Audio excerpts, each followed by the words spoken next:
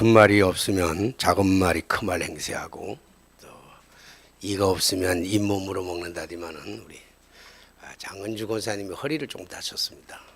허리를 좀 다쳐서 오늘 아마 움직이기가 좀 어려워서 오늘 못 나오신 것 같은데, 우리 장은주 권사님 위해서 특별히 여러분 기도해 주시기를 바라고, 또 우리 장은주 권사님이 못 나오는 거를 또 아시고 우리 유영애 권사님이 이렇게 오셨는데 오셔서 반주해 주시면 좋았는데, 우리 양보하셔가지고 또 우리 천다성 전도사한테 양보해 주셔가지고 우리 반주해 주셨습니다. 아무쪼록 오리지널 반주자가 안 계시는데도 불구하고 우리 이용남 권사님 기도 많이 해서 찬양 잘 인도해 주셔서 감사합니다. 오늘 날씨가 참 좋은 날씨네요. 사랑하기에 딱 좋은 날씨입니다.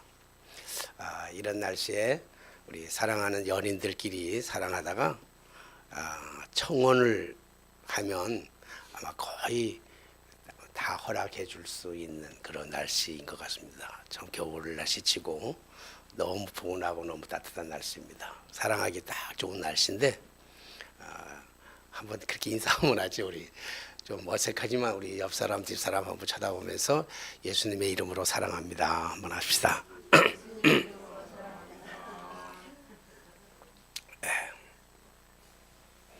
그래도 난 죽어도 못 사랑하겠다는 분도 몇 분 계시는데 인간의 참 능력이라고 하는 것이 참 대단한 것 같습니다. 인간의 한계가 도대체 어디까지일까? 가끔씩 저는 그 인간의 능력과 인간의 한계에 대해서 궁금하게 생각할 때가 참 많습니다. 우리가 가지고 있는 이 휴대폰 하나만 가져도 인간의 그 발전상이 어디까지 왔는지를, 안방에 앉아서 휴대폰 하나로 전 세계가 지금 어떻게 돌아가고 있는지를 다 볼 수도 있을 뿐만 아니라, 먹고 싶은 것도 집에서 앉아서 다 시켜서 먹을 수 있을 만큼 그렇게 핸드폰이 아주 발달되어 있고, 그게 얼마나 발달되어 있냐면 밖에 나가서 핸드폰 하나 가지고 우리 집에 있는 가전제품을 다 움직일 수 있더라고요. 냉장고가 켜졌는지, 가스가 켜졌는지, 밥솥이 켜졌는지 꺼졌는지, 꺼졌으면 끄면 되고, 꺼졌으면 또 켜도 되고, 집에 들어갈 때쯤 되면 또 시간을 딱 맞춰가지고 보일러도 올려놓고 밥솥도 올려놓고, 인간의 이 과학과 이 인간의 문명, 인간의 그 능력과 그 한계치는 정말 대단한 것 같아요. 하지만 그 인간의 능력이 그렇게 대단하고 어마어마해도 하나님이 운행하시고 섭리하시는 자연 앞에 서면 인간이 한없이 연약하고 한없이 초라하다고 하는 사실을 한번 또다시 우리는 엊그저께 우리가 경험하게 되었죠.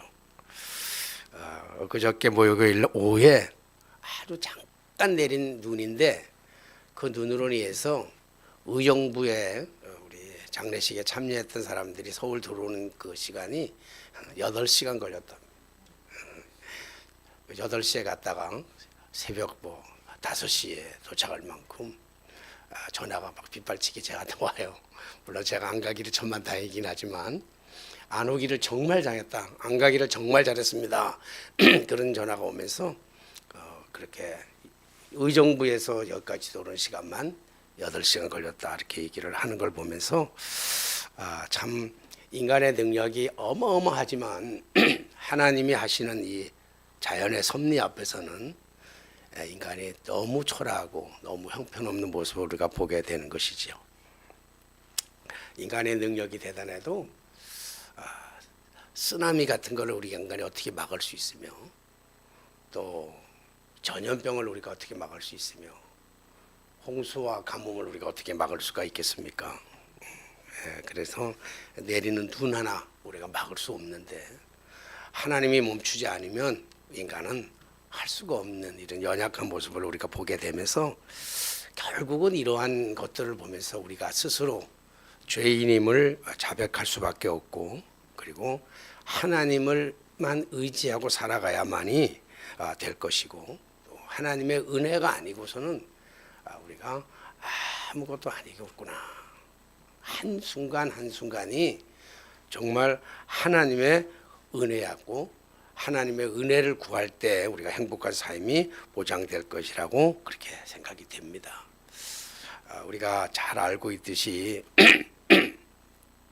아브라함의 무책임한 행동과 사라의 그 인본적인 그 발상, 그 사라의 인본적인 생각, 그래서 하나님의 주신 언약의 약속을 뒤집어 가지고 기다림에 지쳐서 결국 자기의 여종 하갈을 아브라함에게 줘가지고 아브라함의 씨를 하갈이 품게 하는, 진짜 인간으로 본다고 한다면 너무 기발한 아이디어고 합리적이고 이정적인 생각입니다. 거기에다가 희생양이 되어버린 우리 하갈의 그 교만을, 잠시 잠깐의 교만을 통해서 정말 행복했던, 정말 원만했던, 그 아름다웠던 그 아브라함의 가정에 평지풍파가 일어나고 말았습니다. 그렇잖아요.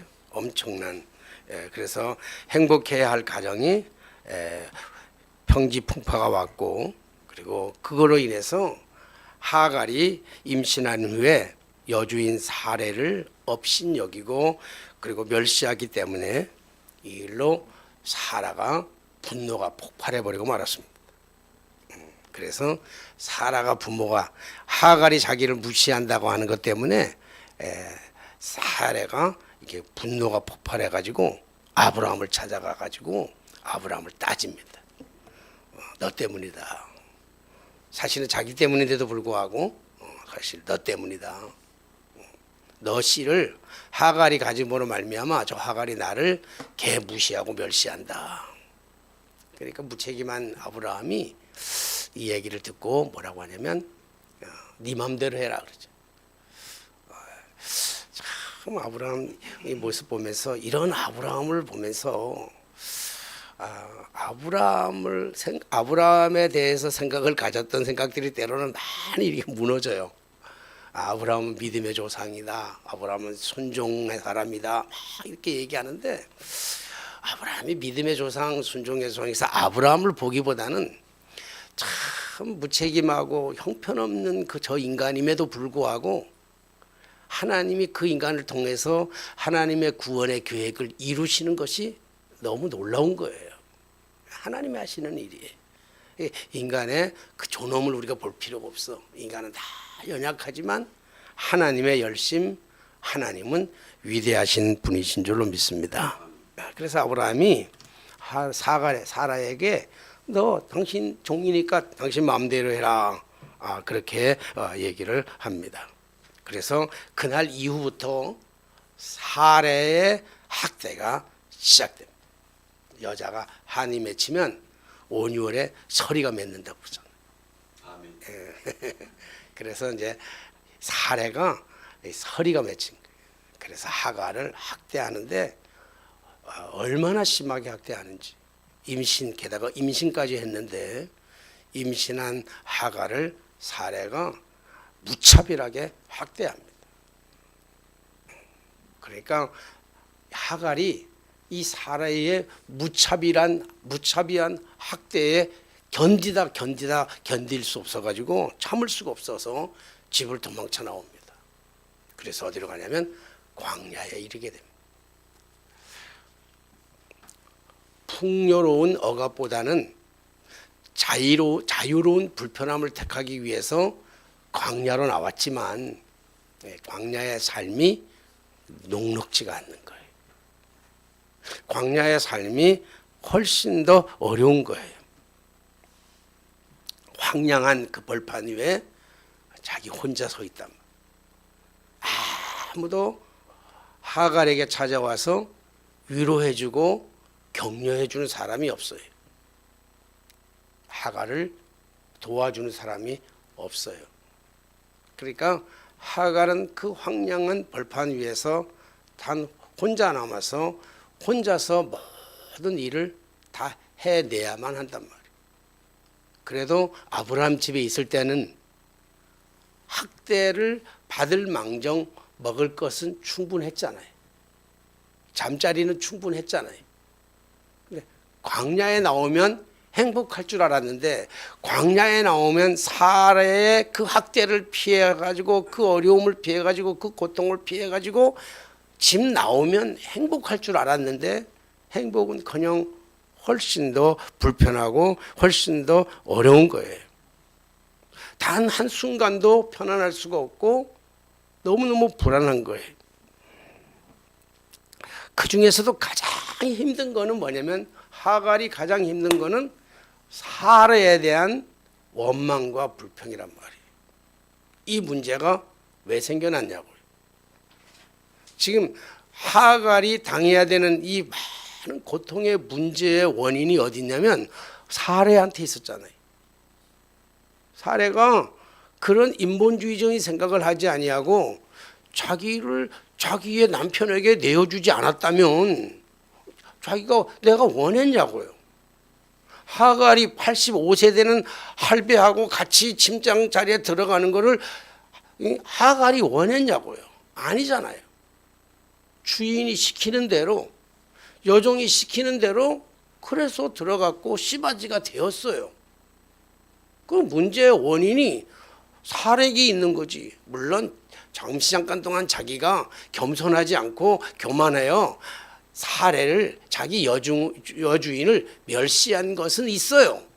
그러나 그것은 나중의 일이고 이 일의 문제의 발단의 원인이 뭐냐면 사례 때문이잖아요.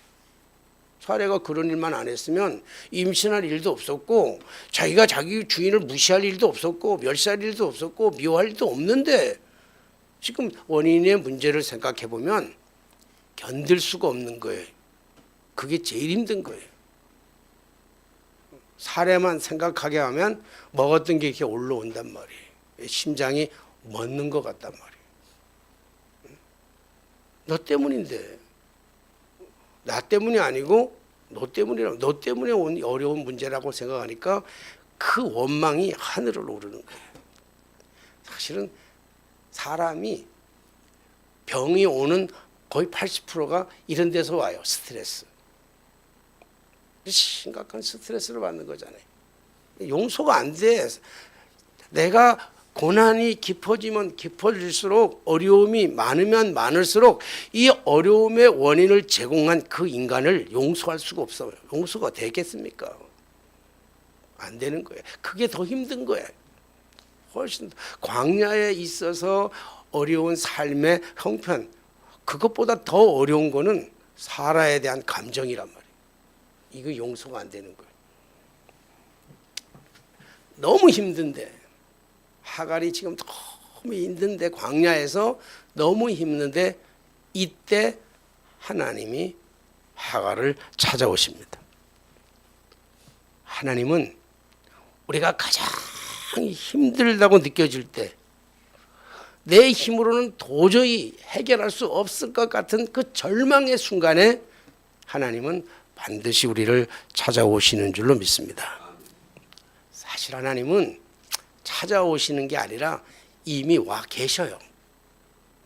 이미 와 계시는데도 우리가 너무 좋아서 사는 게 너무 재밌고 너무 신나다 보니까 하나님이 옆에 와 계시는 것을 인식하지 못하고 무시하고 살아가는 경우도 있고요. 또 하나는 어려운데 조금 어려워. 죽을 만큼 어려운 게 아니라 죽을 만큼 미워하는 게 아니라 조금 힘들어. 어려워. 여러분, 어려우면요. 문제는 모든 사람, 모든 가정에 다 있어요. 오늘 화장하고 세수하고 머리 감고 기름 바르고 화장하고 앉아 있으면 문제 없는 것 같잖아요. 다 평안하게 보여요. 남들. 나 문제만 있는 것 같아. 내 문제만 너무 커 보이는 것 같아. 인생에. 그런데 사실은 옆구리 치고 들어가 보면 옆문으로 들어가 보면요. 다 있어 문제가. 내 문제가 제일 크다고 생각하기 때문에 그래요. 옛날에 목회할 때 우리 자매 하나가 약간의 우울증 증세도 있고 약간의 스트레스가 있어요. 근데 그 있는 이유가 뭐냐면 아버지 때문이야. 아버지가 자기가 보는 아버지가 바람직한 아버지가 아닌 거예요. 믿음의 아버지, 믿음 생활 하는데 그 아버지가 믿음 생활 한다고 하면서 교회에도 직분을 가지고 있으면서도 그 살아가는 삶의 모양새는 너무 아닌 거야. 그러니까 이 아이가 그걸로 인해서 거의 뭐 약간 뭐 자폐까지는 아니지만 굉장히 심각한 우울증이나 이런 것으로 시달리는 거예요. 사실은 그 아픔의 문제를 털어놓으면 그래도 그 심각한 질병은 아니에요. 그래 한 번은 그 또래 아이들끼리 다 모인 데서 내가 있는 데서 그 또래 아이들끼리 다 모여가지고 얘기하는데 그러니까 자기가 힘든 걸 얘기하는 거, 자기 아버지에 대한 그런 그 존경심이 떨어진 이 부분에 대해서 아버지가 아버지답지 않은 것에 대해서 이 자매가 막 토로하는 거야. 뭐 울면서 너무 힘드니까 막 힘들고 너무 어려우니까 울면서 막 자기 아버지를 토로하고 있어. 그러니까 아무도 누구도 뭐 말릴 수도 없고 나도 말릴 수가 없는데 뭐 말 끝나지도 않아. 근데 그 옆에 있던 한 자매가 막 울면서 얘기해요. 그래도 한번 따라해 볼래요? 그래도 자 제대로 그래도 언니는 그런 아빠라도 있잖아. 그런 아빠라도 있잖아. 언니 시집 갈 때 옆에 서줄 아빠가 있잖아. 나는 이미 아빠 돌아가시고 안 계시는데. 여러분 얘기하다가 모든 게 다 해결돼 버렸어. 내가 나를 속상하게 하는 그 아빠 때문에 내 인생이 제일 힘들고 모든 사람 중에 내가 제일 힘든 것 같지만 그런 아빠라도 기다리는 그 자매 한마디에 모든 얘기가 평정돼 버리고 말았어. 그래 살아가는데 다 아픔이 있어요. 아픔 없는 사람이 내 문제가 내 아픔이 제일 아픈 것 같지. 뭐가 제일 아픈 줄 아세요? 내 손톱에 끼어 있는 가시가 제일 아픈 거예요. 남의 옆집에 무슨 일이 났든 내 손에 가시를 빼기 전에는 내 손톱에 있는 가시가 제일 아픈 거란 말이에요. 나만 아프다고 생각하는 거예요. 그러니까 오늘 우리의 인생사에 조금 아프면 하나님 안 보여요. 가끔 가서 텔레비 같은데 요즘은 텔레비 안 보지만 텔레비에서 나와가지고 내가 이렇게 사는 게 힘들었습니다. 이렇게 사는 게 힘들었습니다. 너무 힘들게 살아왔습니다. 그리고는 지질 울는 사람들을 볼 때마다 우리 사람이 기가 막힌가 봐요. 뭐라고 얘기하냐면 그 볼 때마다 쟤는 덜 힘들어서 그래. 쟤는 덜 힘들어 봐서 그래.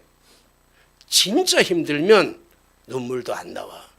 여러분 진짜 슬프면 눈물도 안 나온다고요. 안 그래요? 진짜 화가 나면요 화도 안 나. 진짜 화가 나면 그때 하나님이 찾아오신다. 여전히 하나님이 계시는 거예요. 하갈을 찾아오신 것은 지금 하갈의 입장에서는 찾아오신 것 같지만 아니에요. 항상 함께 계셨어. 그리고 하나님이 그 힘들어하는 그 괴로워하는 그 고통 중에 있는 그 하갈에게 찾아오셔서 말씀하잖아요. 오늘 말씀 여호와의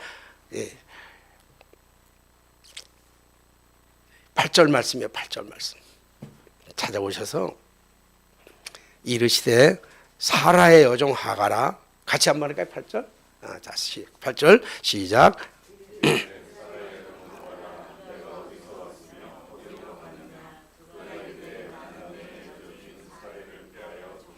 하나님이 질문하시잖아요. 응? 뭐라고 질문해? 너가 어디서 왔으며 어디로 가느냐? 웃기지 않아요? 하나님 모를 리가 없잖아요. 지금 하나님 뭐라고 말했어요? 사라의 여종 하가라. 사라의 여종 하가라. 내가 어디서 왔으며 어디로 가느냐. 아니 지금 몰라서 물어요? 하나님 다 알고 계신다고요. 하나님은 다 알고 계시면서도 불구하고 알면서도 묻는, 어디서 왔다가 어디로 가느냐고 묻는 하나님의 질문의 의도가 뭘까? 이 질문의 의도는요, 너는 누구냐는 거야. 너 누구니? 너는 너 자신이 누군 줄 아니? 이거 지금 물는 거거든요. 나는 누구입니까? 나는 누구예요? 우리 인생의 질문이에요. 신앙의 질문, 인생사의 질문이에요. 과연 나는 누굴까? 나는 누구냐고. 오늘 하나님의 질문은 바로 그런 질문이에요. 다 아는 질문. 근데 왜 다 알면서 물어요? 이 묻는 질문의 이유는 뭐냐면 문제의 원인이 어디에 있는지 문제의 원인의 근본으로 돌아가라는 거예요. 너가 지금 힘들어하고 있는 이 상황의 근본적인 문제. 그러니까 하갈이 생각할 때는 문제의 원인을 사례에 있다고만 자꾸 보는 거예요. 맞아요. 근데 자기가 이렇게 고통받게 되는 것은 임신했기 때문이 아니라 여주인을 멸시하고 경멸하고 무시했기 때문에 그렇잖아요. 너 누구야? 너의 정체가 뭐냐고. 넌 어디서 와서 어디로 가는 사람인데 나는 누구입니까? 우리가 하나님 앞에 설 때마다 나는 누구냐 그럴 때 정직하게 솔직하게 고백하는 것은 나는 죄인입니다. 아닙니까? 나는 철저한 죄인입니다. 나는 무능합니다. 나는 아무것도 아닙니다. 제가 다른 거는 몰라도 설교할 때 조금 교만해요. 제가 설교하는 걸 참 좋아하고 즐겨요. 근데 지난주 목요일 날 직장인 예배하다가 내 인생에 최고의 죽을 썼어요. 정말 죽을 썼어. 끝나고 나니까 이 얘기를 했어야 되는데 이 얘기 했어야 되는데 이 얘기를 했어야 되는데 그런 얘기는 안 하고 쓸데없는 얘기만 한 것 같아요. 더더군다나 또 처음 교회에 온 사람이 둘이 있더라고요. 처음으로 온 사람이 둘이나. 그 사람들한테 얼마나 미안한지. 항상 설교에 대해서는 자신 있었고 나도 모르게 좀 교만했었고 그날 철저하게 제가 깨지고 철저하게 회개했어요. 내가 설교 잘하는 사람이 아니라 하나님의 은혜가 아니고서는 성령의 도움이 아니고서는 설교를 절대로 잘할 수 없다고 하는 사실을 그때 깨달았어요. 나는 누구냐고. 나는 나 자신도 내가 누구인지를 모를 때가 어떨 때 너무 많아. 내가 누군지를 모르겠어요. 지금 하나님께서 하갈에게 묻는 질문의 근본적인 원인은 너의 근본적인 문제가 뭐냐? 그러니까 하갈이 대답하잖아요. 내 여주인 사례의 핍박이 너무 피내서 한번 읽까? 자, 한번 8절인가? 예. 9절이? 10절. 9절부터 먼저 해야 돼. 8절부터. 8절 다시 한번 읽겠습니다. 자, 시작.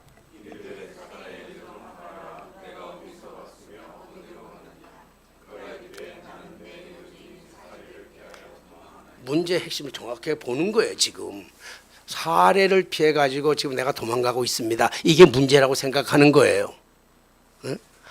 하갈은 자기의 인생의 문제가 사례가 자기를 핍박했다기 때문에 도망간다고 얘기하는데 하나님의 답변이 이게 기가 차지도 않아요. 하나님의 해답이라고 주시는 그 말이, 자, 한번 읽어볼까요? 9절. 자, 시작. 내 주인에게로 돌아가서 그 소아에 복전하라. 여러분, 이게 기가 막 하나님이 우리의 인생에 내의 문제를 해결하는 방법에 있어서는요, 하나님이 너무 잔인해. 내 인생의 문제를 하나님이 해결하시다고 간섭하시고 그리고 나에게 말씀하실 때는요, 정말 잔인해요. 차라리 혀를 깨물고 죽으라고 하는 게 훨씬 낫죠. 여러분, 살해의 학대가 너무 심해가지고 견딜 수 없어서 지금 도망가고 있는, 광야에 나와 있는 하갈에게 하나님의 대답은 뭐냐면 다시 돌아가라는 거예요. 다시 사라에게 돌아가서 그로 가서 복종하라는 거 아닙니까? 가능합니까 이게? 일반인으로 가능합니까? 믿음의 사람인들 가능합니까 이게? 차라리 죽고 말지. 사실 그래서 이런 문제로 인해서 허덕이다 하나님 못 만나는 사람들은요 잘 살았다고요. 인생이 힘드니까. 돌아가는 것보다 죽는 게 차라리 나아.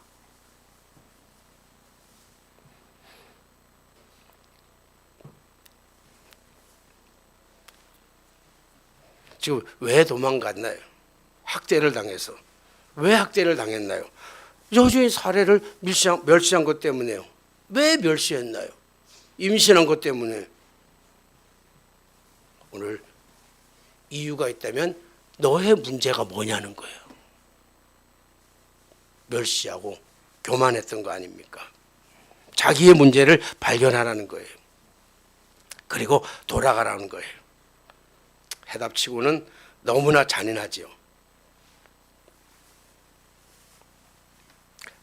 여러분, 진짜 하나님이라면 좀 사라에게 찾아오셔서 광야에서 잘 살 수 있는 길을 만들어주면 더 좋잖아요. 안 그래요?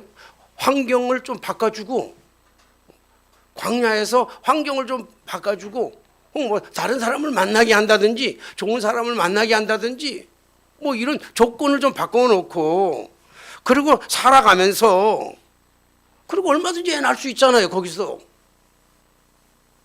잘 살 수 있잖아. 안 돌아가고, 사라에게 안 돌아가고, 아브라함 집으로 안 돌아가고, 광야에서도 하나님이 해주시면 얼마든지 잘 살 수 있잖아요. 행복하게.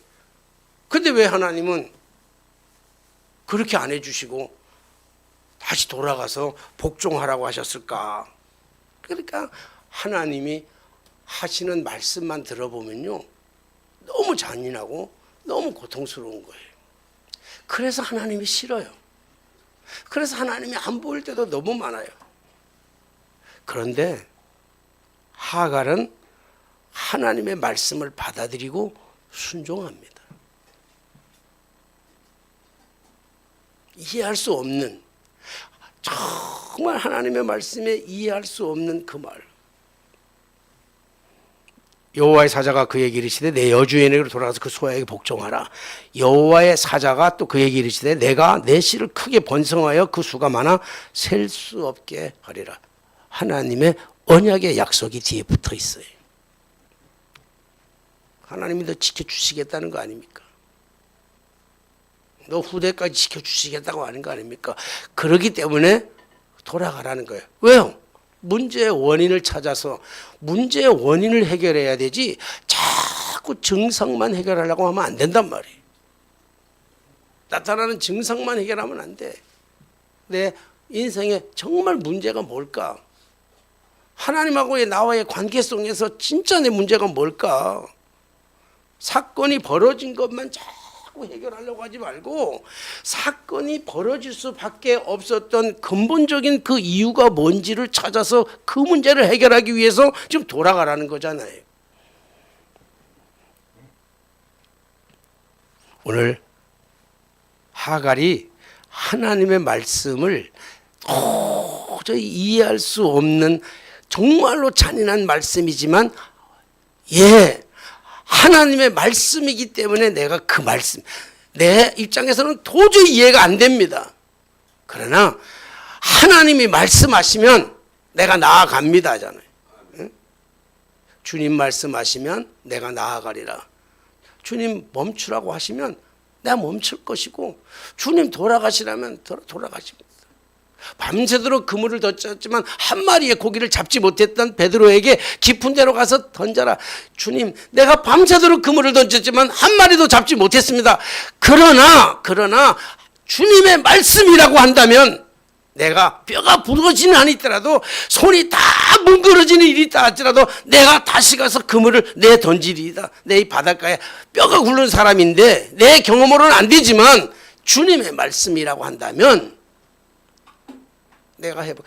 이게 믿음이고 이게 순종이에요.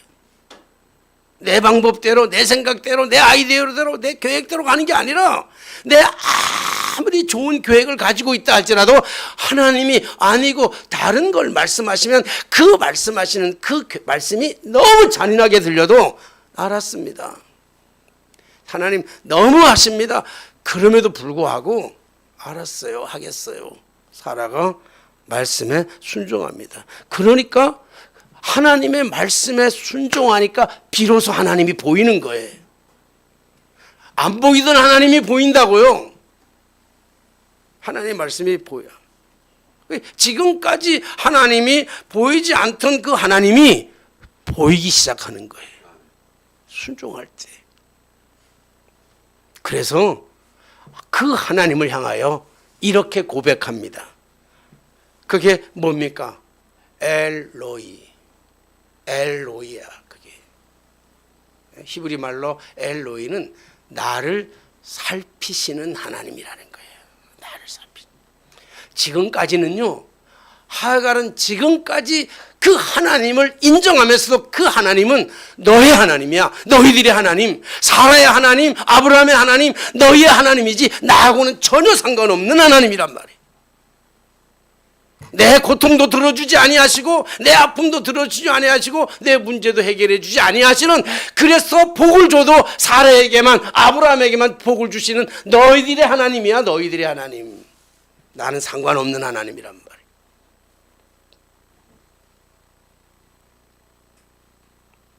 우리가 기도를 멈춘 이유는 뭔가요? 기도하다가 기도를 멈추는 이유가 뭐죠? 우리가 기도하다가 기도를 멈춘 이유는 하나님이 안 계신 것 같아서 그래요. 왜 내 문제에 대해서 하나님은 침묵하시냐고. 왜 하나님은 제 사람들만 하나님이냐고. 나의 하나님은 아니냐. 왜 나의 주, 나의 하나님은 아니냐고요. 오늘 하갈이 하나님의 말씀 앞에서, 정말 잔인한 말씀, 돌아가라는 그 말씀 앞에서 알았어요. 내가 돌아갈게요. 순종할 때 그 하나님이 보이는 거예요. 그래서 엘로이, 나를 살피시는 하나님, 이렇게 고백합니다.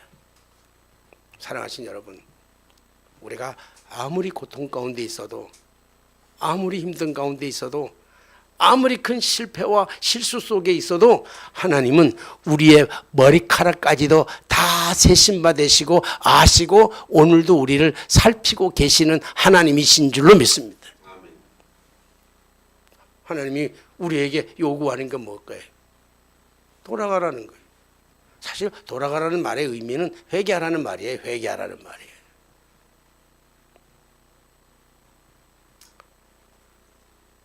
하나님이 책임져 주시겠다고 그러잖아요.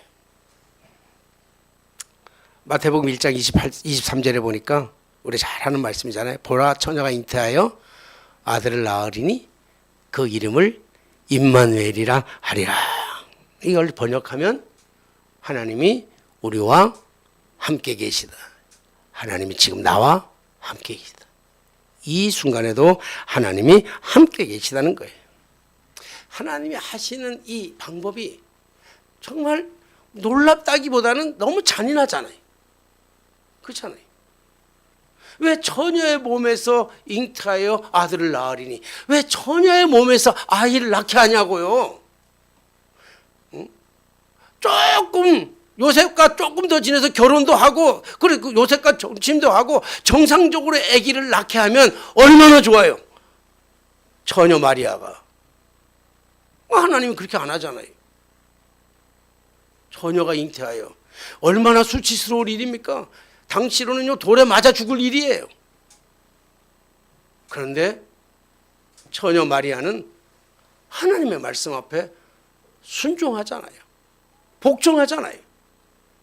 내 생각, 내 이성, 내 경험대로가 아니라 하나님의 말씀이면 하나님은 그렇게 하실 수밖에 없는 요셉의 씨를 통한다고 한다면 요셉의 인간은 누구나 다 죄인이기 때문에 죄 없는 몸으로 이 땅에 오시려면 성령으로 잉태해야 되기 때문에 마리아에게 처녀의 몸에 잉태하게 하시는 거라고요. 우리가 보기에는 너무 잔인한 방법이지만 하나님의 방법에는 그것이 가장 완전한 방법이라고요. 하나님의 그 완전한 방법이 완전하고 온전하게 이루어지기 위해서는 반드시 따라야 되는 게 있다면 하나님의 말씀 앞에 순종해야 되는 거라. 내 방법이 아니, 내 생각대로가 아니고 내 계획대로가 아니라는 거예요. 처녀가 잉태하여 아들을 낳았는데 그 아들이 온 인류를 구원하는 거잖아요. 이게 하나님의 방법이에요. 돌아가기 너무 힘든 하갈에게 돌아가서 복종하라고 하는 이 잔인한 방법이 하갈을 살리고 아브라함을 살리는 그 가정을 살리는 그 또 하나의 하나님의 계획이었고 섭리였고 은혜였고 방법이었다는 거예요. 사랑하신 성도 여러분, 우리가 지금 대림절을 보내고 있습니다. 이 대림절을 보내고 있는데 대림절은 다시 오실 주님을 기다리는 거잖아요. 그냥 막연하게 기다리는 게 아니라 우리 주님 오셔서 말씀하실 거 아니에요. 그래서 우리가 하나님의 은혜가 절실하고 필요할 때입니다. 하나님이 우리에게 똑같은 질문을 할 거예요. 너는 어디서 왔으며 어디로 가느냐? 너 누구니? 너 누구야? 이 말씀은 너가 가지고 끌어안고 씨름하고 있는 모든 문제가 뭐니? 그 문제의 근본으로 돌아가라. 근본으로. 신앙은 근본으로 돌아가서 근본 앞에서 하나님 앞에 순종하는 것이 근본인 줄, 그게 우리가 신앙인 줄로 믿습니다. 내 문제 근본으로 돌아가서 말씀 앞에 우리가 순종하기만 하면, 순종할 때 우리는 홍해가 갈라지는 기적 같은 그 기적을 우리가 경험하게 될 것이며, 그리고 38년 동안이나 병들었던 그 병자가 예수님을 만나서 순종함으로 말미암아 그 병이 나았던 것 같은 진정한 그 축복의 문이 열리게 될 줄로 믿습니다. 너가 누구니? 근본으로 돌아가서 그 근본의 말씀 앞에서 순종하여 놀라운 은혜와 축복을 경험하는 이 대림절에 우리 주님을 정말로 기쁨으로 맞이할 수 있는 저와 여러분들이 되게 되시기를 주님의 이름으로 축원합니다. 기도하겠습니다. 만왕의 왕이 되시며 만주의 주가 되셔서 인생의 생사복을 주관하시는 전능하신 아버지 하나님, 나의 문제가, 내 인생의 문제가 너무 커서 마치 저 홀로 황량한 벌판 위에 혼자 서 있는 것 같은 그 너무 힘든 시간을 지나고 있는 이때에도 주님은 여전히 나와 함께 하시고, 그리고 우리에게 가장 필요한 질문과 해답을 저희들에게 허락하여 주시는 줄로 믿습니다. 주여, 주님의 말씀이 때때로 우리에게는 너무 잔인하게 들리는 것 같지만 그 말씀이 우리의 인생의 가장 완벽한 답이고, 그 말씀이 우리가 순종할 때 우리의 인생의 문제가 근본적으로 해결될 줄로 믿사오니 주님만 바라보며 주님 하시는 말씀, 나를 살피시는 하나님 엘로이, 오늘도 나를 여전히 살피시고 내 머리카락까지도 세심받으신 그 하나님을 전적으로 의지하고 그 하나님의 말씀에 내 생각대로가 아니라, 내 판단대로가 아니라, 내 경험대로가 아니라, 내 인본주의가 아니라 하나님의 말씀에 순종하며 문제를 해결하는 저희의 모든 삶이 되게 하여 주옵소서. 예수님의 이름으로 기도하옵나이다. 아멘.